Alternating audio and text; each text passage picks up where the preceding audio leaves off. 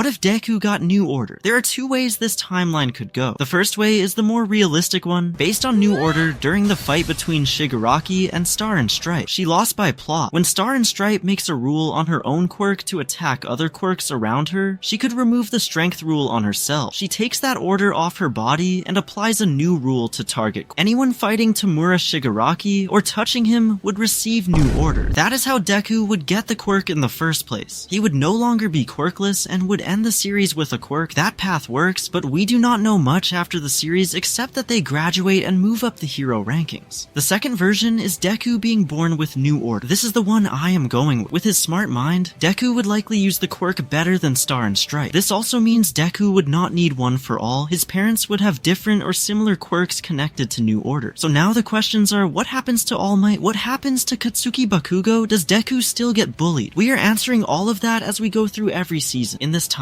Now for Izuka Midoriya's mom and dad, their quirks have to be different in this timeline to make sense. I tried to find the original quirks of Star and Stripe's parents, but nothing is officially known, so I made my own. For his mom, the quirk is verbal authority. Her words carry mental pressure, not physical force. People feel compelled to obey, but they can resist. It requires clear speech and intent. This explains why New Order must be spoken, why wording matters so much, and why Star talks like she is declaring law. It gives her quirk a voice-based foundation without breaking canon. For his dad, the quirk is harder. His quirk is name recognition. It only works when he knows a person's true name. The effects are minor, like disorientation, hesitation, and pressure. There is no raw power and no reality rewrite. This explains why New Order requires calling the target's name, why it fails against unknown or stolen identities, and why Shigaraki broke her quirk by messing with names. Now with that, Midoriya's quirk manifests early, similar to how Star and Stripes did, and his dad still leaves. From here, we go through everything. In his early childhood, Katsuki Bakugo does not bully him as much because Midoriya's quirk is already on par with Bakugo's explosion quirk, maybe even better since New Order is extremely strong. Just like everyone else, Star and Stripe strengthened her quirk over time, so Midoriya cannot simply say make me strong like All Might and have it work. He has to start small. At this early stage, New Order has very limited power and is easy to break. He can say I will not fear and it works, or stay calm and it works, but he cannot rewrite his body or copy All Might's strength. That comes later. Because of this, we skip most early dialogue since Bakugo does not bully him, which changes a lot. We then reach the moment where Midoriya runs in to save Bakugo. His personality is a bit different here, but he is still heroic. When All Might talks to him afterward, Midoriya has more confidence since he has a quirk, but it is still weak. He believes he cannot be as great as All Might yet. All Might still likes his personality and the fact that he jumped in without hesitation. Even though Midoriya is not quirkless, he still receives One for All. Midoriya still trains for One for All and also gets advice from All Might on how to better word New Order. He experiments with phrasing, but he is not strong enough to use it the way Star did. At the UA entrance exam, Bakugo still scores high. Midoriya mainly relies on One for All because it is stronger than his New Order at this point. He destroys the giant robot, and Ochako Uraraka still gives him the points. After his first day at UA, Midoriya's first friends are Ochako Uraraka and Tenya Ida, just like the original timeline. His relationship with Bakugo is better. When asked about his quirk, Midoriya says it is a strength-enhancing quirk mixed with New Order. As a cover, he claims he has two quirks similar to Shoto Todoroki. Since New Order is still weak, most people do not pay much attention to it. Now after that, we get to the part where they throw the baseball to see how far they can throw it with their quirks. Deku mainly uses his strength-enhancing quirk, but he also uses New Order in a small way. He says something like max my fingers so I can use full power, but he can only hold that rule for a short time. Bakugo still uses his normal explosion throw. The next big part is the battle trial arc, Hero vs Villain, run by All Might. This is Ochako Uraraka and Deku versus Bakugo and Tenya Ida. When Bakugo charges straight at Deku, Deku places a New Order on himself, make me all around harder. His whole body becomes tougher so he can take Bakugo's attacks, and he still uses the same movement from the original timeline to put Bakugo down. Uraraka still secures the win against Ida. Bakugo is not as angry as before because he always knew Deku had a strong quirk. He is still mad, but it is more about losing. The next major arc in Season 1 is the USJ Arc. The class barely gets started before the League of Villains invades, led by Tamura Shigaraki with a Nomu, aiming to kill All Might. Shota Aizawa fights the low-level villains and holds his own, but the Nomu overwhelms him. Kurogiri teleports the students across across the area. Deku is sent with Tsuyu Asui and Minoru Mineta to the water zone. Deku fights off several villains and holds his ground. He does not rely heavily on New Order here, and fights mostly like the original timeline. All Might arrives, faces the Nomu, and defeats it just like before. After the attack, Deku wants to strengthen New Order. All Might tells him he should build that quirk first before relying too much on One for All, since One for All boosts whatever power he uses with it. Then we move into Season 2 and the Sports Festival arc. Deku does some light training beforehand, but not much. Now next in the Sports Festival is the off-road race. Everyone uses anything they can to get ahead. Deku does not know full Cal yet, so instead he uses New Order. He places a rule to give himself more stamina, or another rule to run faster. Either way, he can keep up with the main group and almost pull ahead. Next is the cavalry battle and then the one-on-one fights. We skip to Shoto Todoroki versus Deku, which is the main turning point. Deku still tells him that his power is his own and not Endeavor's. That moment stays the same. The fight plays out similarly, but Deku is not as injured because he can strengthen his body or his hand with New Order. He can say, "Make my hand stronger," and use his flick at full power more safely than before. Bakugo still wins the festival. Midoriya still loses to Todoroki. After the sports festival ends, Tenya Ida's brother is attacked by Stain. Now we move into the Hero Internship arc. Deku trains with Gran Torino and learns full Cal just like the original timeline. Gran Torino also pushes Deku to improve New Order and tighten his wording. Deku slowly strengthens it. He can still make 2 rules and is around halfway to Star and Stripe's level of control. During the internships, Tenya Ida and the others are active when the League of Villains attack, with Tamura Shigaraki and the Nomu. When they fight Stain, most things happen the same. New Order does not fully counter Stain, but Deku can boost his body enough to handle around 15% of One for All earlier. He performs better overall, but Stain is still defeated. Midoriya still saves Ida with Todoroki, and Stain still gives his speech. Now we get to the Season 3 training camp. They still go through the forest, fight the monsters, and earn dinner like usual. During this camp, Deku improves his strength quirk, but the main focus is New Order. At this point, he can finally use New Order on other people by saying their name, but it is much weaker than Star and Stripe's version. Deku mainly uses it on himself. He can place a rule like make me handle One for All at 30%, and his body can actually keep up. He can add another rule like my bones will not crack from the recoil, or strengthen my arm to handle One for All. This lets him train far more efficiently. When the League of Villains attacks the camp, we reach Deku versus Muscular while protecting Koda. Deku places New Order on his body to handle close to 40% of One for All. In the original timeline, he struggled badly, but here he fights back much better. Muscular is still overwhelming, so Deku makes a final rule to let his arm handle One for All at 100%. He lands 2 full power hits and completely knocks Muscular out. His arms are not destroyed in this timeline because Deku is not injured, he stays in good shape and does not need to be carried. When Dark Shadow goes out of control, Deku can either calm it with New Order or rely on light like before. This time, Bakugo is never captured. Deku reaches him first, touches Mr. Compress, and disrupts the escape. The League of Villains fails their mission. Since Bakugo is never taken, the rest of Season 3 changes heavily. All Might still raids the League of Villains base, but there is no rescue mission. Deku, Tenya Ida, and Shoto Todoroki are not involved. All Might fights All for One at full power from the start. He still loses One for All, but the battle is shorter and cleaner, and he preserves slightly more strength than in the original timeline. All for One is taken to Tartarus, the massive prison. With Bakugo never being captured, UA is not legally forced to move students onto campus. Still, Nezu pushes for dorms as a safety option. Parents are asked, but it is optional. Most of Class 1A agrees, and they move in. Midoriya gets approval from his mom, and she is much calmer with All Might since her son always had a quirk. We move into the Provisional Hero License exam. This is where Deku develops Shoot Style. In this timeline, his arms are fine after Muscular, so Shoot Style is not born from injury but efficiency. Deku can reinforce his body with New Order and safely handle 50 to nearly 60% of One for All. Star and Stripe had a cap on her physical boost, which is why she could not match All Might's raw strength. Deku's body adapts differently, letting him push higher without breaking down. Deku can also now apply New Order to others in small ways. If he touches Shoto Todoroki and gives a calm directive, it works briefly. Because of this, Shoot Style does not rely on damaged arms or added strain. If needed, Deku simply strengthens his legs with New Order. During the exam with the targets and balls, Deku performs extremely well. We skip ahead. Most of Class 1A earns their provisional licenses, while Bakugo, Todoroki, and a few others fail, same as canon. When Deku and Bakugo fight later, the gap is obvious. Bakugo already knew Deku had a quirk, but now One for All amplifies it further. Deku uses controlled 60% 60% and overwhelms Bakugo without killing him. Bakugo still fights back, but he is clearly outmatched. This pushes Bakugo to train harder than ever. When the big three appear, Deku reacts fast enough to challenge Mirio. Mirio's surprise factor does not work as well, and they exchange blows. Mirio still wins due to experience and permeation, but he leaves with a very different respect for Deku's power. Moving into the Shie Hassaikai Arc, Deku meets Kaichisaki and Sir Night-Eye. When Mirio and Deku test Night-Eye, the fight changes completely. Night-Eye cannot keep up with Deku's speed at 50%. Deku restrains himself to avoid destroying the room, reinforces his body with New Order, and earns the approval stamp. He explains both New Order and One for All. They go on patrol, still encounter Eri, and events proceed the same from there. Now we skip ahead to the discovery of the hidden base. Now I want to skip to the part where Mirio is already quirkless and protecting Eri with his hands. Huge W moment for Mirio. Deku, Night-Eye, and everyone else get there in time. Midoriya is way faster here because he is already moving at 60%, and he makes sure Night-Eye is not in the way, so Night-Eye sees a completely different future. When Overhaul merges everyone together and becomes that giant monster, he still has Eri with him. Here's the big change. Deku can put a New Order on Eri to stop her rewind quirk. He gives a command like stop rewinding or stop quirk, and it works. Deku drops her off safely, then pushes his limit. He uses New Order and says make my body suitable for 100%. He can only hold this order for a few minutes because it bends reality too much at this stage. Deku overwhelms Overhaul and finishes the fight, but the backlash is brutal. Stopping Eri's quirk and forcing his body to handle 100% takes a huge toll. His body is wrecked, but he survives. After that, we move into the school festival. That song was a banger, no debate. When Deku fights the villain there, he handles it easily by using around 60%. After this, he keeps training, but I'm going to skip ahead. Now we move into Season 5 with Class A versus Class B. This is the part a lot of people clicked for, wondering how Deku survives having One for All plus another quirk. There are two ways this could go. One way is Deku using New Order to make his body suitable for multiple quirks, but that would shorten his lifespan over time. We know a previous One for All user got the quirk at 22 and died at 40, giving about 20 years. Deku already has more quirks manifesting, so realistically, he might have around 20 to 25 years. That is the trade-off. Back to the Class A and Class B fight. When Black Whip comes out, the copy quirk still cannot copy Deku. When Black Whip goes wild, Deku puts a New Order on himself and says stop Black Whip. He controls it on his own without help from Ochako Uraraka or Hitoshi Shinso in this timeline. After that, he speaks with the previous users and is told not to fear the power. He still cannot fully use it yet, but New Order helps. He gives himself a rule to make his body strong enough to handle Black Whip, not master it fully, but close. He uses it to capture everyone and secure a clean win, almost as clean as Bakugo. Now we go into the internship with Endeavor, Bakugo, Todoroki, and Deku. During the internship with Endeavor, most of the training goes the same, but Endeavor gives Deku new advice because of how his powers work together. Deku has One for All, New Order, and a strength-enhancing quirk, and Endeavor actually helps him understand how to use all of that more efficiently. Deku learns a lot here because Endeavor gives solid guidance and straight talk. Deku also does not really show Black Whip much during this time, because it is hard to explain. If anything, he just covers it up by saying it is another strength-enhancing quirk that awakens, similar to how things were handled in the original timeline. At this point, it looks like Deku almost has 3 quirks, but nobody pushes too hard with questions. With that done, we move straight into Season 6. One of my favorite seasons is when they raid the Paranormal Liberation hideout and the hospital. Most of this plays out the same because Deku is busy saving and evacuating people. The big change happens when Deku and Bakugo fight Tamura Shigaraki with Endeavor, and Shoto Todoroki shows up later. This time, Deku goes almost full power right away. With New Order and all the training he has been doing, he can nearly handle 70%. Even though it is extremely hard, he pushes Shigaraki back while Shota Aizawa is erasing his quirks. Deku helps a lot more in this timeline. He uses Black Whip at its fullest and puts 2 rules on himself. One rule lets him use Black Whip properly, and the second rule lets him use about 70% of his strength-enhancing quirk. Deku is fast enough to save Bakugo and help everyone else. When Shigaraki starts pushing back, Deku jumps to 100%. This turns into a full brawl, and Shigaraki starts losing badly. In the original timeline, Deku was only around 45%, so at near 100% here, Shigaraki cannot keep up, especially without his quirks. Everyone still has to step in. Gigantomachia still arrives, and Toya Todoroki, also known as Dabi, still reveals the truth to Endeavor. Endeavor freezes up, but this time Deku is not badly hurt, his arms are fine, and Bakugo is not stabbed. Shigaraki escapes, but he is severely injured and only has raw strength left. After a few months, Shigaraki knows the United States is coming. He barely has enough strength to break All for One out. He then lays low until America arrives. Star and Stripe still loses no matter what, with or without changes to her quirk. After that, everyone prepares for the final battle. Deku never goes into the dark lone hero phase, because he does not need to. He is still targeted by Lady Nagant and Muscular, but he pushes through and returns to UA. He trains with Bakugo and the rest of the class. This helps Deku a lot. He unlocks more quirks, and his new order reaches full Star and Stripe level. At this point, Deku can use new order without limits, just like Star did in the original timeline. Now we're hitting the final war. Everything basically happens the same up to this point, just with harder training for Deku. With all that, the final war is totally different. They all teleport to different battlefields, and Midoriya actually makes it to the correct one, because he is fast and strong enough to force his way there before Himiko Toga can even react. Deku still sees Bakugo badly hurt, because Bakugo rushes straight in and Tomura Shigaraki almost kills him. But it is not as bad as the original timeline. Deku is more on par this time. Using New Order to boost his body strength, Deku can place New Order on others, but he mainly uses it on himself to stay at 100%. He could boost Bakugo if needed, but most of the time he focuses on himself. When he uses Gear Shift, it is way different in this timeline. He places a New Order to stop the recoil and backlash, letting him use Gear Shift longer without the same consequences. Because of that, Deku starts fighting Shigaraki much earlier. Bakugo fights alongside him, but he cannot keep up fully yet. Over at All for One's battlefield, Hawk still loses his quirk, which is sad, and Endeavor still manages to pull out a win. Everything plays out the same, up to the point where Armored All Might gets defeated and All for One is about to kill him. Then Bakugo jumps in and saves All Might. That moment is still peak. Bakugo still beats him down, and that fight is one of the cleanest and best animated fights in My Hero Academia. After that, Midoriya puts everything he has into One for All and finishes things with Shigaraki. Most of the ending stays the same. The big difference is that New Order is not fully tied to One for All, so Deku keeps it. He loses the strength boost, but he does not lose New Order. By the end, Deku is not quirkless. He still has New Order, a broken quirk that he can use way smarter than anyone else. Bakugo is not left feeling like Deku lost everything. New Order stays with him and he becomes a great hero because of it. This is honestly one of my best timelines. I went through almost every major moment in My Hero Academia. If you want more, check out What If Deku Awakened His Quirks Early. That one is close, but this one is better. Check out the Discord below, check out my main channel for Demon Slayer content, and make sure to like and subscribe. What if Deku manifested all of his quirks early? So let's get right into this. Izuku Midoriya is still quirkless. He meets All Might, he trains his body, and he gets One for All. Now the first time we actually see Izuku use his quirk is during the first UA entrance exam, where all the robots are, and he saves Uraraka. But this time, when his quirk first manifests, he really can't control it, just like when he used 100% and broke his arm in the original story. In this What If, he jumps in the air, and instead of falling, he accidentally uses Float for the first time. Then he panics and activates Smokescreen, and finally he uses 100% in his arm to punch the robot. So he basically has a quirk explosion moment, and he immediately realizes he needs to hide these quirks from everyone. Nobody is supposed to know. One for All has multiple abilities, so that's how he first gets his quirks showing up all at once. After that, his quirks start manifesting one by one, and All Might realizes something is going on. They figure out these extra quirks are the ones from the previous successors, but they're showing up way earlier than expected. So they start training in secret and hiding every quirk he has. Deku mostly locks away the new ones and only uses the original strength-enhancing power. Then we get to the battle training match, Midoriya versus Bakugo. Deku is trying his hardest not to show anything, but he still slips a little. Then we move on to the USJ Incident. At the USJ, Deku is trained a little bit. Not a lot, but enough to unlock some of his quirks like Smokescreen, and maybe a tiny bit of Black Whip. Froppy and Mineta get teleported with him, just like the normal timeline, but this time, he tries to help more. He uses Black Whip, but his body still isn't compatible with it yet, so he can't hold it for long. It strains him badly. Honestly, he becomes more of a liability than a help, because every time he tries to use Smokescreen or Black Whip, it drains him, and he can't move afterward. So Aizawa has to carry the battle until All Might arrives. All Might beats the final Nomu, and that completes Season 1 of this What If. Season 2 mostly consists of the UA Sports Festival, so let's get right into that. At the beginning, Deku is still known as someone with a normal quirk, which is just a strength-enhancing quirk. But before all this happens, All Might, who's training him on the side, decides to tell him, "You're not a big puncher and kicker like I was. Maybe you should focus more on Black Whip." So during the sports festival, Deku tries to use a little more Black Whip, and he can cover it by saying it's just some kind of manifestation of his strength quirk, something like that. The real reason he can't use it that much is because it puts a ton of strain on his body, so he's still mostly relying on the strength quirk. In the big fight Todoroki versus Deku, everything stays mostly the same. There's still that huge moment of character development,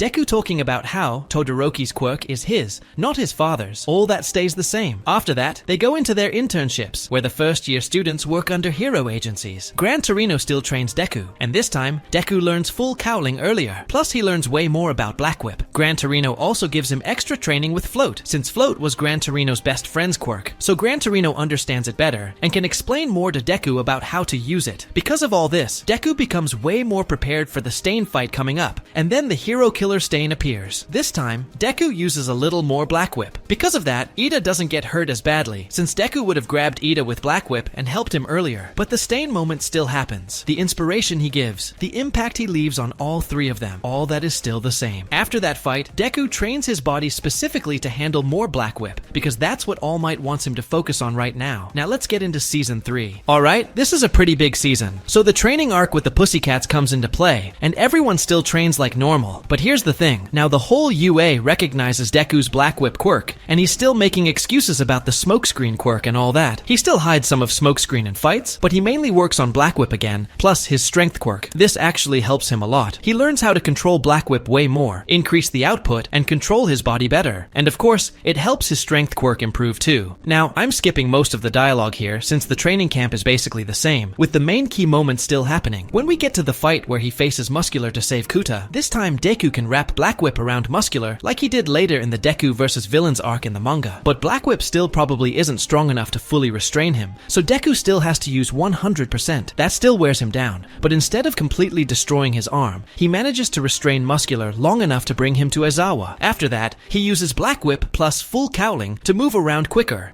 When the villains try to take Bakugo, it's harder for them because Deku has Black Whip now, but he's still dealing with injuries, pain, and stress, so he still fails to save Bakugo, just like in the original timeline. Then everyone goes to the hospital. Now we get to the part where all the heroes raid the League of Villains base with All Might. This is where All Might loses his powers, but this time, Deku is there, and instead of the group blasting Bakugo away using their teamwork, Deku just grabs Bakugo with Black Whip himself and blasts away with him. So it's Deku and Bakugo escaping together. All Might still loses his power afterward. And that's basically everything that happens in Season 3. Now we get to Season 4. Alright, this season starts with Deku joining Sir Night-Eye's agency for the new work-study program. Deku tells Sir Night-Eye about all of his quirks, and Night-Eye is actually really interested and curious. But he still stays kind of distant, because his whole focus is on making sure the next user of One for All is worthy and can defeat All for One. This is the season where Eri and Overhaul get introduced. Everything still happens the same. They go on patrol, meet Eri, and still have to give her back to Overhaul, which hurts them a lot. Let's skip forward to when they raid the base. Now with Danger Sense, Deku can make sure they don't get ambushed. When the walls start moving and shifting, he can warn everyone early so nobody gets seriously hurt. He can even react before Fat Gum and Red Riot get dragged into their fight, so Deku could probably help Red Riot out even more. But anyway, let's move to the big part, the fight where Sir Night-Eye and Deku first confront Overhaul while Mirio is saving Eri. And that moment was insane in the anime. Mirio's whole speech, his determination,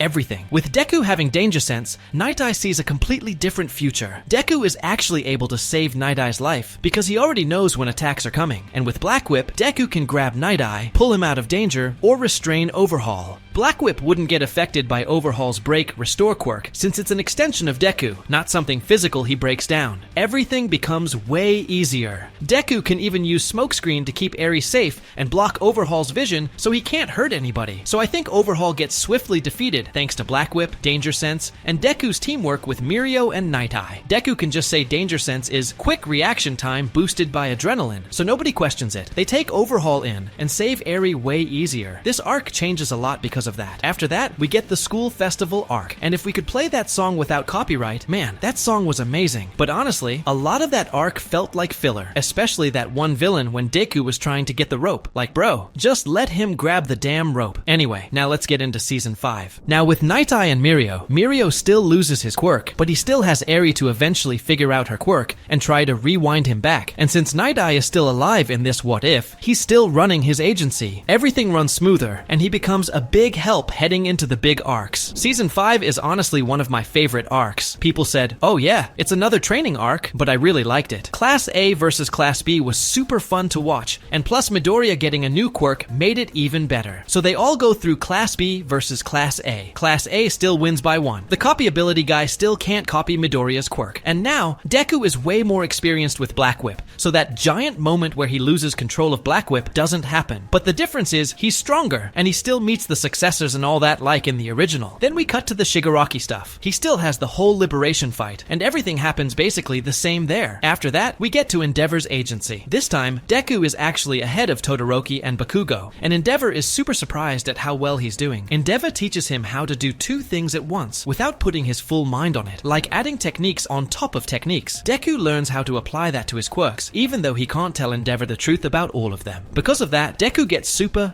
strong during this arc, and that basically ends Season 5. Now we get to Season 6, which is one of my favorite seasons, because it has the biggest and best fights in the entire anime. Season 6 basically jumps straight into the chaos. We're mainly focusing on the hospital raid. Everything with the Paranormal Liberation Front versus the heroes still happens, but that's for later. Right now, we're looking at the hospital. Everything goes the same. Mirko, the bunny lady, jumps in, fights the scientist, and takes on all the high-end and low-end Nomu. A lot of heroes die. Then Shigaraki awakens and starts using decay on everything. Endeavor starts fighting him until Midoriya finally realizes what's happening. Midoriya and Bakugo drag Shigaraki away to keep him from getting one for all. But this time, Midoriya is way more trained. He's been training with Bakugo and All Might this whole time, and he didn't hide his quirks, so he uses everything perfectly. Smokescreen to confuse Shigaraki Black Whip to restrain him. Danger Sense to react instantly. Float for mobility Fajin, which he trained with Bakugo, and All Might he basically mastered Fajin in this timeline,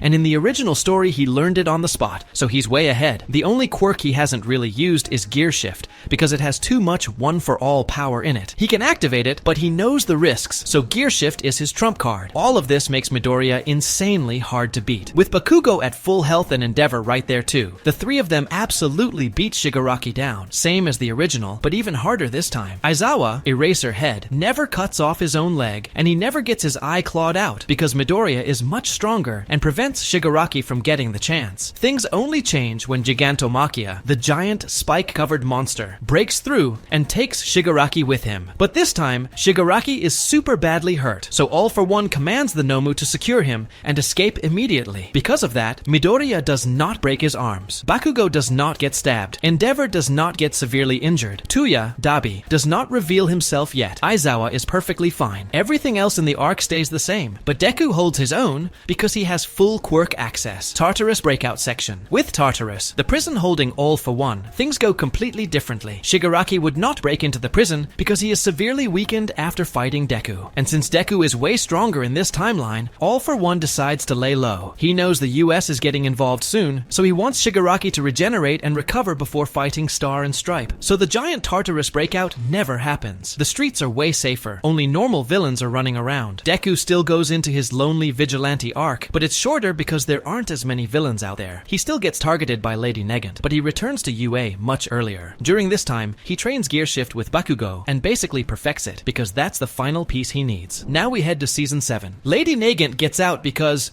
right before America arrives, Shigaraki is finally healed enough to break out All for One. He needs him, and even though Shigaraki is still hurt, he's strong enough to smash into the prison and pull him out. Now, there are more villains again, but this time, Deku has Class A behind him, and he's getting way more training just like before. Now I'm probably going to skip ahead to when America comes in. Shigaraki is still injured, but you already know, America should have won. She was beating his ass. She only lost because the plot said she had to lose. If Horikoshi wanted, she could have ended the entire war right there. Anyway, after that, everyone gets prepared for the final fight. Shigaraki is still badly hurt, and the villains have way fewer troops this time because fewer prison breaks happened, more heroes stayed in the fight. The villain army is small compared to before, so the hero side is way stronger here. Bakugo does not get hurt this time, because Midoriya actually gets placed in the correct portal, so Toga never grabs him and throws him into the wrong battlefield. The big fight starts against Shigaraki, and Midoriya is pretty much evenly matched with him, especially since Aizawa is perfectly fine in this timeline. And with Monoma, copy quirk guy, teleporting and helping erase Shigaraki's quirks, Deku gets huge openings. Deku is strong enough to fight Shigaraki even without quirks, and Bakugo is completely fine, so he helps too. Everything is going smooth until Kurogiri messes up Eraserhead's erasure, and then Deku has to fight Shigaraki one-on-one. Now let's split over to the All for One side. Everything still happens the same there. Hawk still gets his quirk taken because they still aren't strong enough to stop that part. Endeavor still pieces up All for One and kills him once. Gigantomachia still shows up, and Tokoyami's Dark Shadow still beats the hell out of him. Then we get to Armored All Might versus All for One. All for One still beats the absolute shit out of him. Stain still steps in, brings All Might back, and that whole scene still goes crazy. But Bakugo isn't half dead this time, so when he arrives, he is actually whooping All for One bad. But to defeat All for One for real, he still needs that near-death clarity, so All for One has to beat him down a little bit to get him in that mental state. And man, that animation was peak. Finally, Bakugo kills him. Now back to Shigaraki versus Midoriya. Everything still happens. Midoriya shoots a bunch of One for All into Shigaraki, and they clash for the final time. Class 1A returns with Kurogiri because Aizawa made friends with him earlier in this timeline. Class 1A versus All for One, Shigaraki goes down, they defeat him, and peace returns again. Sadly, Midoriya still loses his quirk in the end, but it was one hell of a dream. So I hope you guys enjoyed My Hero Academia What Ifs. Check out my Demon Slayer content if you want more, and let me know if you want more My Hero Academia videos.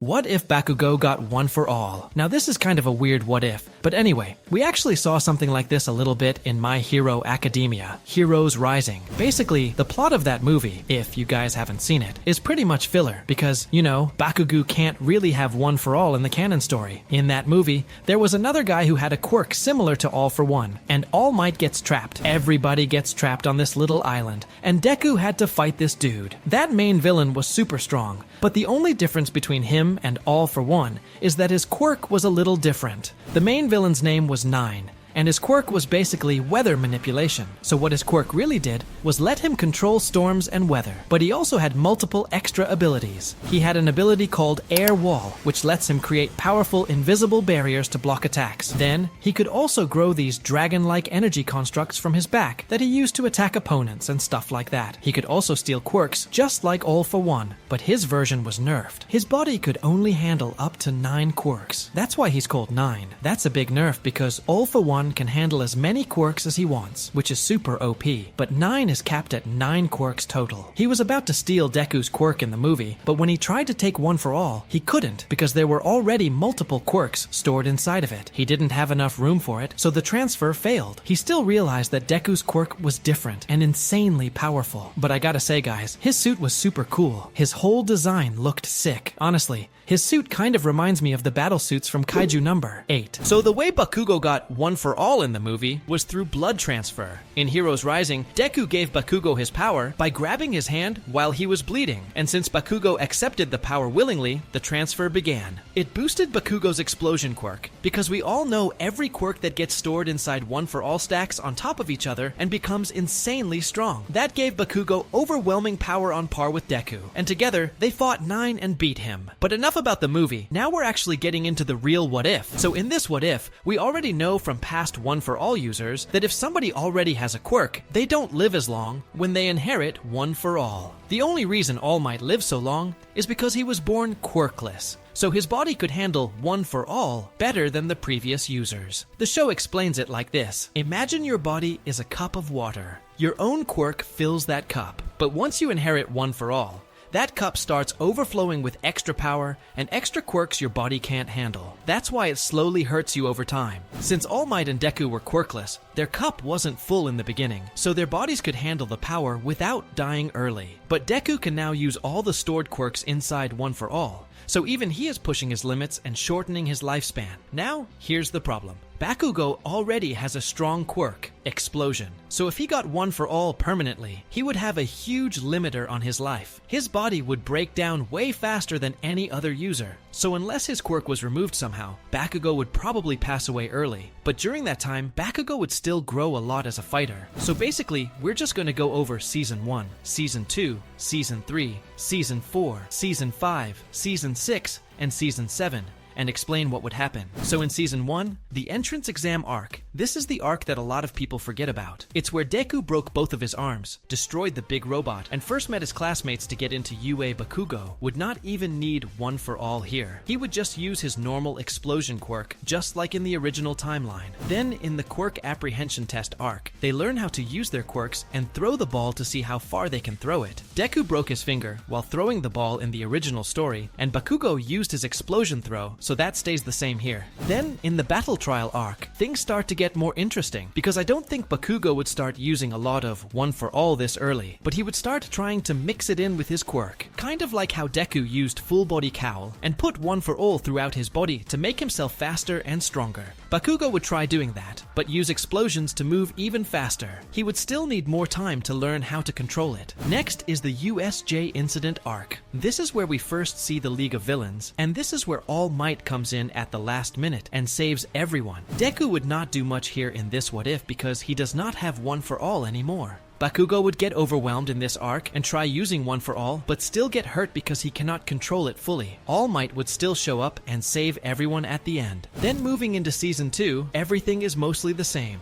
But we do start seeing more of Bakugo using one for all. Season 3 has more of that too. Season 4 is when we really see his main powers. If you remember in Season 4, we get to see Overhaul, and he was using the little girl Eri to rewind people's bodies and take away quirks. In the original, Deku used one for all at 100% because Eri's rewind kept him from getting hurt. In this what if, Bakugo would use one for all at 100% and defeat Overhaul just like Deku did, but people wouldn't have the same emotional reaction to it because Bakugo isn't as emotional as Deku. Season 5 is the same as the original and is mostly just training and development, so not much changes here. In Season 6, we get the Paranormal War Arc, which is one of the biggest arcs in My Hero Academia. Bakugo would be a huge help in this since he has one for all now. He would be one of the strongest fighters against All for One and the League of Villains. He would also be one of the main targets. Bakugo using his explosion quirk combined with one for all and unlocking quirks like Black Whip would make him extremely powerful and fast, making him one of the biggest threats to the villains. Everything still mostly happens the same in Season 6. Then Season 7 continues what happened in Season 6, and even though one of the heroes got defeated by Shigaraki, she still had a great character arc. Everything mostly happens the same, but one for all is a lot more dangerous for Bakugo because he cannot handle multiple quirks at once, and his body is already full from having a quirk of his own. Just like I explained earlier with the cup of water example, Bakugo's body would start overflowing and be damaged by using one for all. I think it would be a harder fight, but they would still come out on top in the end. With All Might's training and Bakugo's intelligence and combat ability, I think he would still win. I hope you guys like this video. Check out my main channel for more content, and make sure to like and subscribe. What if Dabi, Toya Todoroki, Endeavor's son, was a hero? So, we all know there's a couple different ways this could happen. In the real story, the main reason Toya burned himself and ended up becoming a villain is because his dad didn't go to Soda Peak with him, the place where Toya wanted to show Endeavor his new firepower and how strong he was getting. So there are two main paths. Endeavor goes to Soda Peak and praises his son, tells him to stop, and actually supports him. But honestly, that doesn't make for the most interesting hero timeline. Toya's ice quirk awakens, and this is the way more interesting what if I'm going with, because this quirk would be perfect for him. This is literally what Endeavor wanted from the start. A kid who could produce insane heat, but also cool their internal temperature so they don't burn themselves alive. That's what Endeavor originally wanted. Not half cold, half hot like Shoto. That was just the compromise. What Endeavor truly wanted was someone exactly like this, and Toya's flames are way, way, way stronger than Endeavor's. But the downside is, his body is built for cold, not for heat, so he overheats insanely fast, meaning he can burn himself with even small flames. But in this timeline, his body is still resistant to the cold, but now he has an internal ice quirk that cools him from the inside, so he can freeze the surface of his skin to protect himself, and the heat won't hurt him anymore. Now he actually actually has control over his flames and over his body temperature. Outside his body, he can shoot flames that are thousands of degrees. Inside his body, he stays completely cooled because his ice quirk is constantly regulating him. So this is originally the direction I want to take this story. Let's get right into it. Now, some people would say that since Endeavor has his perfect child, he wouldn't have any use for Todoroki, but I don't think that's true. I think Endeavor would still have Todoroki anyway. Shoto having half hot, half cold is still a super good quirk, so Endeavor could actually train both of them at the same time. And obviously with Toya's intellect, he basically has a photographic memory. He learns things insanely fast. We already saw that he copied Shoto's move that took Shoto months to learn, just by watching it and fighting once. On top of that, Toya's fire quirk burns thousands of degrees hotter than Endeavor's or Shoto's. The only thing Shoto really has over Toya is his raw ice output. Toya does have ice, but he doesn't shoot it out. He uses it to regulate his body temperature. Because of that, Toya is basically way more powerful than Endeavor and would never stop fighting since his body would never overheat. So in this timeline, Endeavor is extremely focused on Toya's training. Toya still kind of goes a little crazy at first, but Endeavor is never in that bad, abusive dad situation. The main reason everything broke apart in the original timeline was because Endeavor was scared his son would get hurt or die, and he pushed all that blame onto his wife. That's what caused everything. Rei getting hurt, Shoto getting scarred, all of it. In this timeline, Endeavor is actually happy. Toya wants to be a hero, and Endeavor supports him. The family doesn't completely fall apart. The only weird part is that Toya still has that obsession. He wants to be better than All Might. That part of him never fully goes away. Shoto still gets born. Now let's go over the ages, because this is where it gets confusing. Ages and placement. Toya Todoroki, 24. Shoto Todoroki, 16. Toya is 8 years older than Deku, Bakugo, and Shoto Shigaraki, 21. Toya is 3 years older. Mirio, 18. Toya is 6 years older. Aizawa, Eraserhead, 31, about 7 years older than Toya.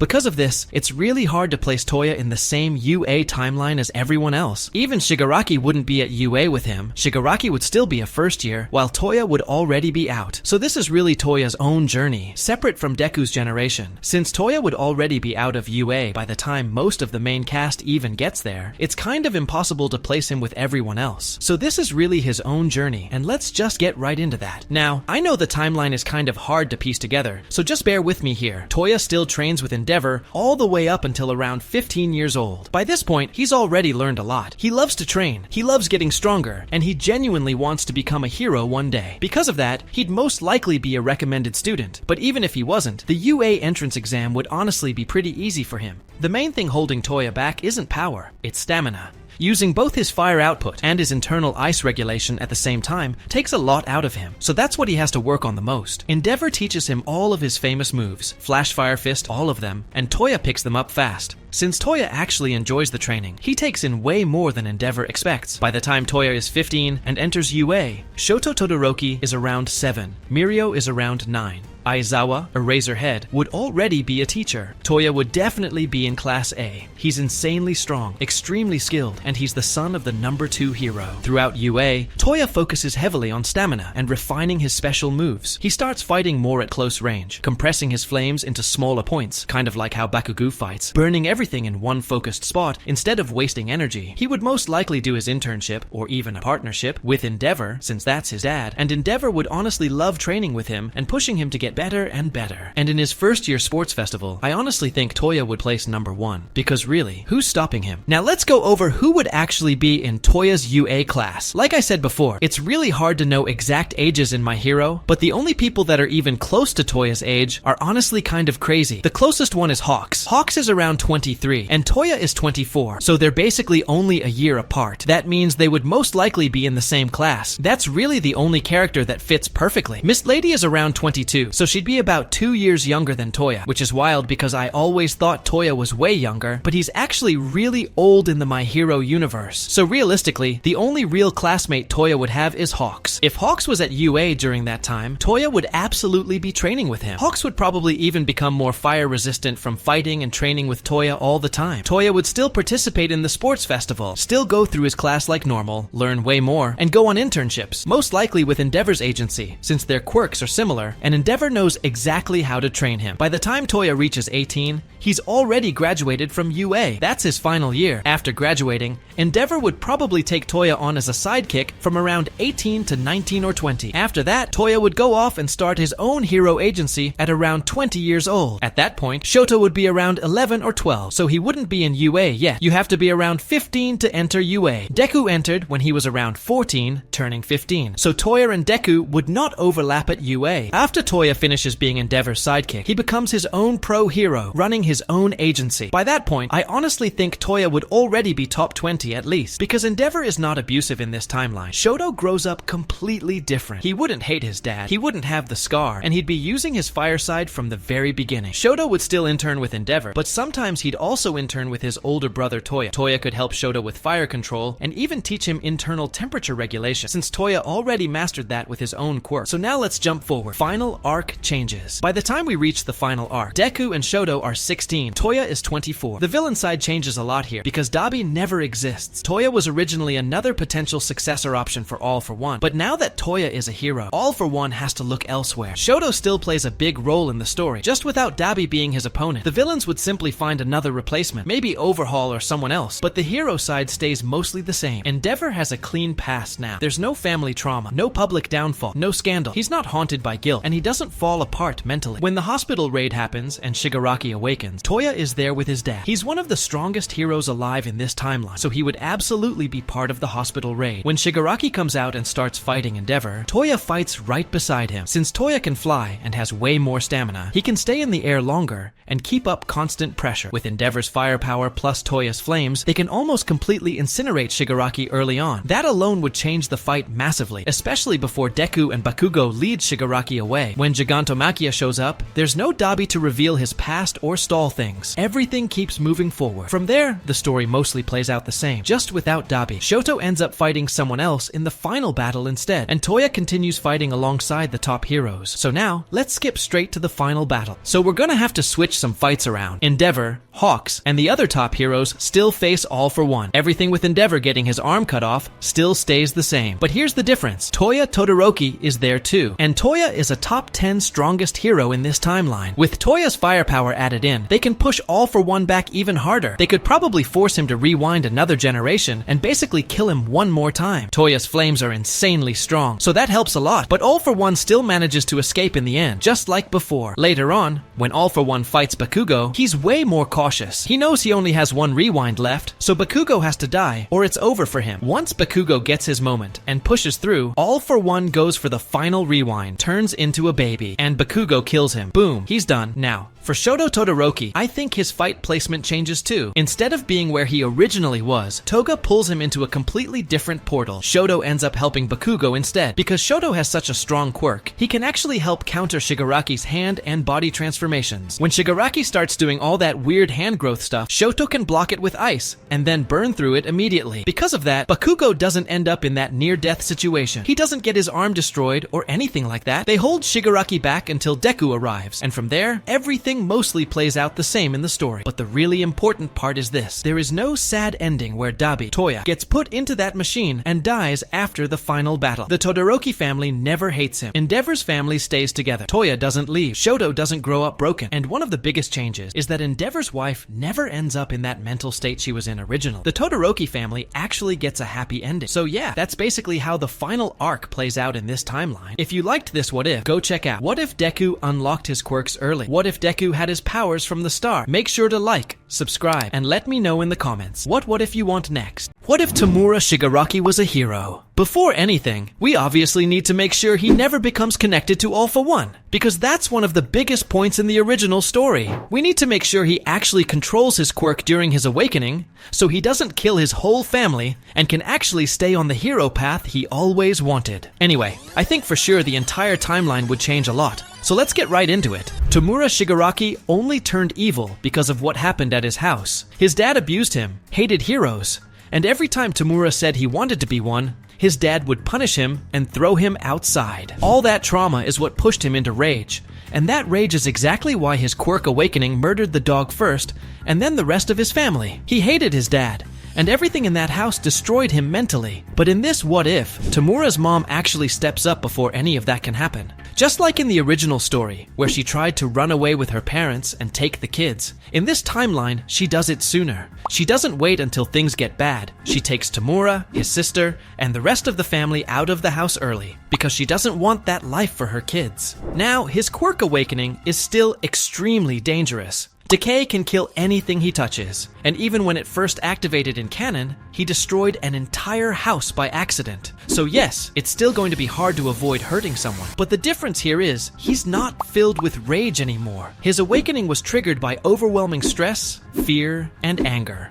But in this timeline, he's in a calm and safe place, with his mom, his grandparents, and his sister. His dad isn't hurting him, so that built-up hatred never comes out. So instead of Decay going wild on his whole family, it would probably show up in a smaller way, like him accidentally decaying a toy, or maybe something darker like his dog again, something that shows the quirk is there, but without the emotional rage explosion that wiped out the whole house. His mom would notice it immediately because she's always with him, and instead of ignoring it or hiding it, they take him straight to a hospital. And honestly, this wouldn't be the first time doctors have seen a dangerous quirk like this. Look at Eri's quirk. Destructive quirks exist, so the doctors would already have procedures to help kids control them. So they teach Tamura what Decay does, how to control it, how to not kill anyone, and how to avoid activating it by accident. With support and training instead of abuse and stress, Tamura actually learns how to live with his quirk without hurting anyone. This sets him on the hero path he always wanted from the start. Now, with his home being safe, and him actually getting to play with friends and wanting to be a hero, he grows up completely different. He's in a safe environment, he's not scared, and he's not being abused. His dad in the show was a really successful businessman. I don't exactly know how this works in Japan, but here in America, if you get divorced, you usually get half of what the other person has. So Tamura's mom would probably be set whether she divorces him or just keeps the kids away from him and doesn't let them see him much. Either way, Tamura grows up wanting to become a hero, idolizing All Might instead of hating him. He super wants to be a hero, but his quirk is dangerous, and people realize that, so he doesn't really use it when he's little. Once he reaches school age, he joins UA, kind of like a recommended student, the same way Todoroki did. Now personally guys, I think Overhaul's quirk is way better than Decay, because Overhaul can break stuff and rebuild it. Decay is insanely powerful, especially if boosted, but Overhaul has that rebuilding part which makes it super useful. But anyway, Tamura joins UA, and these are mainly the people that would be in the classes around him. Mentat Lady, the very tall woman who turns into a giant. She fought Gigantomachia and stuff like that. She's around Tamura's age, so she's a good shot at being in his class. Kamui Woods, pretty sure that's his name. The guy you see in Season 3, during the League of Villains raid with All Might. That was the arc where All Might lost his final powers. Kamui was the one grabbing villains with all his wood techniques. He's around the right age to be a hero before Tamura, but still close. Edgeshot. He's the ninja-looking hero who can make his body into tiny strings. He's most likely a hero before Tamura, but again, similar age range. Death Arms. Honestly, I didn't like his character much. He's the guy with the blue shirt and the yellow and black striped gauntlets. When they raided the Liberation Army at the hospital, he was the one rounding up all the heroes that were secretly part of the Liberation Army. Burnin, Endeavor's sidekick. She's the girl with the green fire hair who helped Todoroki in the Todoroki vs. Dabi fight. Pixie Bob, or Mentat Lady, the cat girl hero from the wild. Wild Pussycats, or Mentat Lady. Since this is a what if, one of them could realistically be in Tamura's age group and end up in his UA class. Now, just to go over the ages, so this makes sense, Tamura Shigaraki is 20 years old in the main story. That is 4 years older than Deku. Deku, Izuku Midoriya, is 16, first-year student. Aizawa, Eraserhead, is 30 to 31 years old, so about 10 years older than Shigaraki. Mirio is a first year when Tamura would be a third year if Tamura grew up normal. Mirio is part of the Big Three, and is 18 when Tamura is 20 in the main story. So in this what if, Tamura is basically just finishing his last year at UA, right when Mirio and the rest of the Big Three are coming in. Now in his training with UA, Tamura would be working mainly on learning how to control his quirk even more. You know those gloves Deku uses for his air pressure attacks? Tamura would get gloves like that too, basically limiter gloves, so he can control how much he touches during training. His whole UA training sessions would focus on controlling exactly what he decays, making sure he doesn't decay people, and keeping things safe. If you guys remember the hero from Class B who got a recommended spot, Juzo, he softens the ground and can re-harden it. I think Tamura would use his quirk in a similar style. He can decay stuff behind him to slow down villains, decay parts of the ground to trap people, and basically control the terrain. With the limiter gloves, he can help way more. He can decay one big piece of rubble to save someone, or break down obstacles without harming anyone. And with enough practice, he'd learn how to decay using just one finger instead of his whole hand. So he could choose whether to decay one finger, 3 fingers, or the full hand, basically limiting his quirk the same way the gloves limit his touch. Now obviously we need to get into his special moves. Since he has control now, instead of decay spreading everywhere, he can touch the ground and create a decay line straight toward a villain, trapping them underground. If a villain is chasing him, he can decay the ground in a line behind him to slow them down or cut off their path. If villains have support gear or equipment, Tamura can touch the ground or touch them, and specifically only decay the gear after all his UA training. So he's not destroying their bodies, just their equipment. After graduating UA, this is where things start changing. Since Tamura Shigaraki is now in UA and doing good, All For One's entire plan falls apart. He originally wanted Shigaraki because he is All Might's master's grandson, but now that Tamura is safe, All For One goes to his backup plan, which is Dabi, trying to use Dabi as his final weapon or final body. Tamura would have faced Dabi earlier, and honestly, I think UA would have a much easier time. There would be no leader for the League of Villains, so the USJ attack would never happen. Without Tamura, the League basically doesn't exist. You might say Dabi could lead it, but Dabi barely even wanted to talk to All For One. He came back of his own will, and he doesn't really care about All For One's full plan. Now with all that said, we still have time before the final battle. So here's how Tamura's life mostly goes. Since Tamura is doing amazing at UA, Best Jeanist would probably pick him up as his official sidekick. Jeanist would see that Tamura's quirk is kind of like his. Not in the exact way, but it's still a controlling type quirk. Jeanist can control threads, Tamura controls decay. Jeanist is also a top 3 hero, and since Bakugo trained under him in the main story, I think Tamura becoming his sidekick would help him a lot before anything major starts happening. Now let's go over some ages. So, Tamura Shigaraki graduates at age 18. His first year as a sidekick is around 19. He becomes his own pro hero at 20 years old. And right now in the timeline, Deku is in his first year of UA. Now, with All For One trying to make Dabi his successor, Dabi is just straight up denying all of that. Even in Season 7, he didn't want an extra quirk from him. So the short answer is no. Dabi is not going to be his successor. The only thing Dabi wants is to destroy Endeavor. He would do that his own way, probably using people from the Vigilantes villains area, like in the original timeline. But they're not branded like that anymore in this What If. He would just make his own path, trying to destroy Endeavor the same way as always. Everything with the Todoroki family still happens the same way, and All For One's manipulation on Dabi would probably last a little bit longer.